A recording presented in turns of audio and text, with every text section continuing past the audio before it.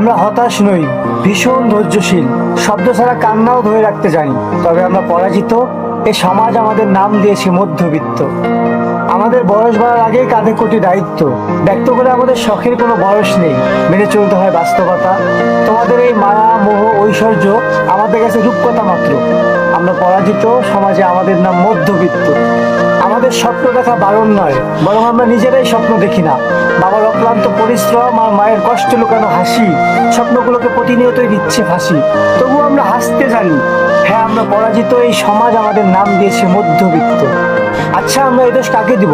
নিশ্চয় টাকাকে নয়, কেননা টাকার তো ক্ষমতা নেই আমার জীবনকে কেনার। আমরাই তো টাকাকে বানিয়েছি দেবী আর হয়ে উঠেছি নিজেদের বানানো টাকার পূজারী। আমাদের এক গরিব গ্রহে জন্ম।